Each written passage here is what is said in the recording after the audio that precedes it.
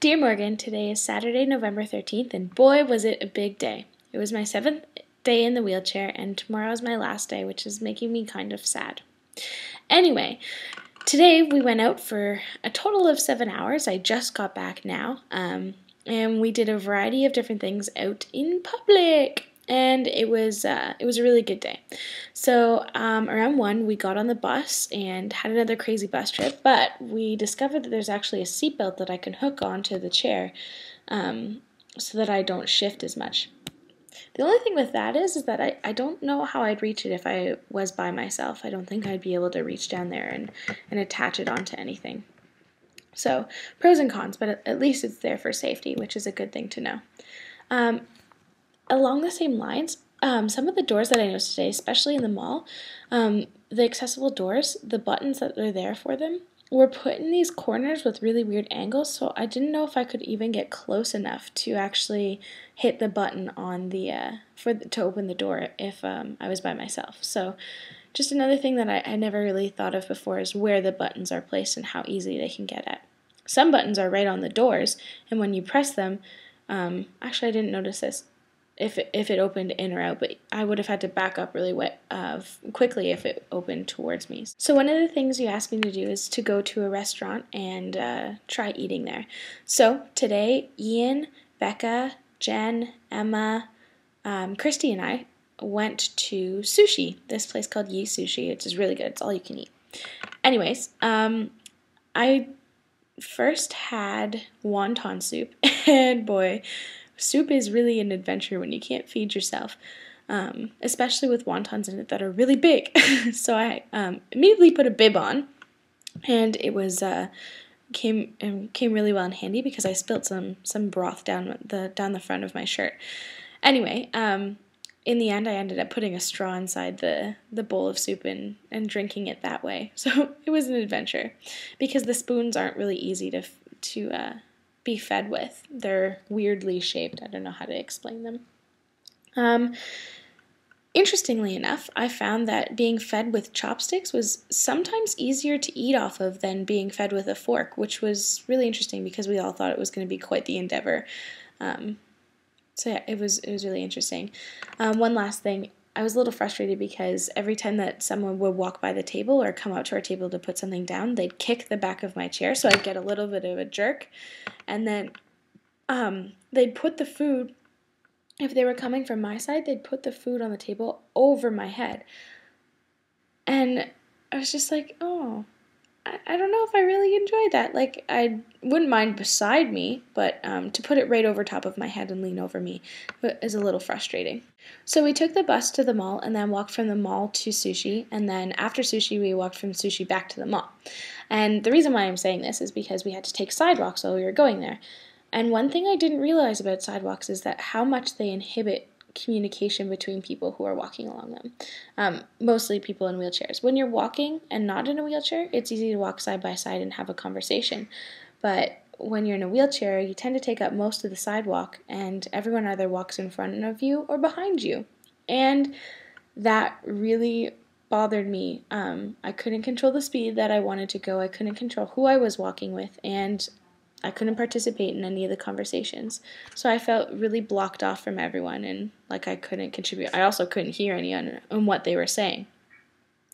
Not to mention the sidewalks are really bumpy, and even though they dip down to cross the street, sometimes the dips are so big you can't get over them. I mean, I got stuck on the road trying to get onto the sidewalk, which was really scary, and if the light had changed, I would have had to bust my butt to get out of there. So after sushi, we ventured into the mall, and that was a pretty interesting process. I told you about the buttons, and the only thing I really noticed was that most people, when they're walking, don't look at waist height. They look straight in front of them, so sometimes they don't see me, and they also don't check behind them, and they'll stop abruptly, or they'll turn around and walk right into me, and there was a couple of very near misses. One thing that I want to mention is that I'm getting a little frustrated with going up to the counter and to pay for something, and having people ask whatever questions they need to ask to the person who is with me and not to me, as if I couldn't answer them myself. And I know they're not doing it intentionally, but it's kind of irking because I'm sitting there and I'm like, I can do it myself. Like, I can answer your question. Ask me. And another thing I'm kind of getting frustrated with is that sometimes when we're going places, I need to stop for a second, and I'll be stopped but facing the wrong way, so I can't participate in the conversation that's happening behind my back. I can't turn around to look and see what they're doing, or I can't see the event. Most of the time, I end up staring at a wall, and I'm getting really frustrated with not being able to turn myself around to be part of the conversation. I'm kind of just being left there, and it's not something that they're doing intentionally, the people who are with me. It's because they have to stop for 2 seconds, run and get something, and come back, which I understand. But at the same time, I'm facing a wall or facing a corner, can't see anything, and I'm not part of the conversation, or I can't see the event that's happening. And I'm the kind of person who doesn't like not knowing what's coming from behind my back. I like to have a wall or something solid behind my back so that I don't have to worry about people coming up from behind me, because I really don't like that. After we explored around the mall for a couple minutes, we went to the movie theater, because another thing you asked me to do is to go see a movie. So we went and saw Morning Glory, which is actually a really good movie. And I was impressed by the movie theater at the Conestoga Mall. In the theater that we were sitting in, there was the wheelchair accessible seats were right in front, and I was immediately like, oh no, like, what if I had a headrest and wouldn't be able to tilt my head back enough to see, or move my head side to side to catch what action is happening on the other side of the screen. But luckily, Emma noticed that there was a ramp that goes up to the higher level, and there's more accessible seating up there. So that was so awesome that there was two different levels of accessible seating available. I was really impressed by that. The washrooms were also really great. They were wide enough in between the 2 rows of stalls so that we could get the chair in, turn it around, etc., etc. However, the actual accessible stalls were not big enough to put the chair in. So, funny story. After the movie, I had to use the washroom because I had drank a lot of pop. And so I'm sitting in the chair, I'm like, go Emma, go Emma, go Emma, I gotta go. And we get to the bathroom, and we get to the end of the row of toilets and to the accessible stall, but the chair doesn't fit in. So she's trying to rip the straps off of me as quickly as possible. And I leap out of the chair and run into the stall, but then the door's too far away, so I have to run back out and grab it to close it.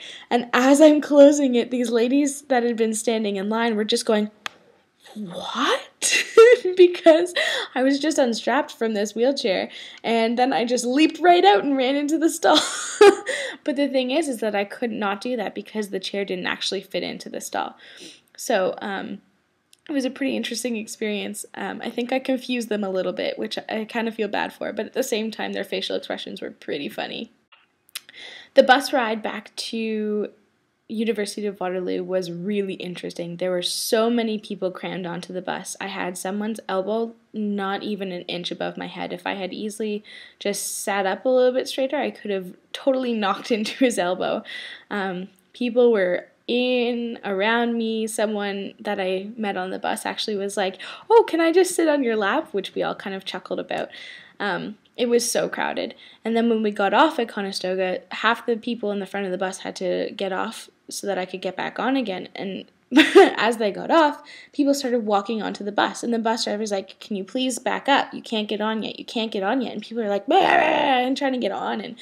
And then she started undoing the ramp, and then they understood. But some people are so focused on where they need to go, we forget sometimes that you have to let people off before you can get back on.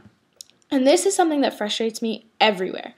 All around campus, we tend to not adhere to what I call the elevator rule, which is you let people that are in there get out before you try and get on.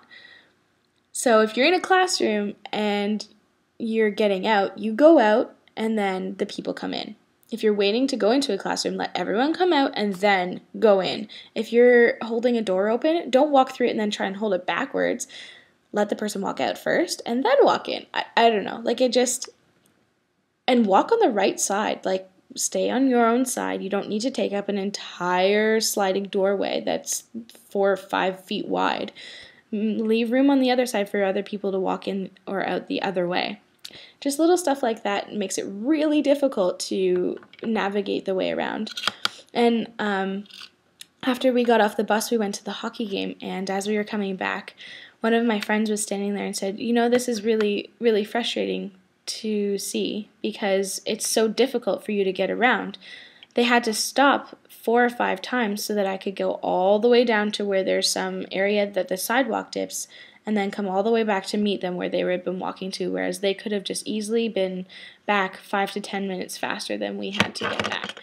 And I felt really bad for keeping them up. I really appreciate them waiting, but it was really frustrating to not be able to walk with them the entire way. Well, that concludes the adventure that was today. It was a pretty long day, but really, really great. I can't believe tomorrow is my last day in the chair. It actually really makes me sad.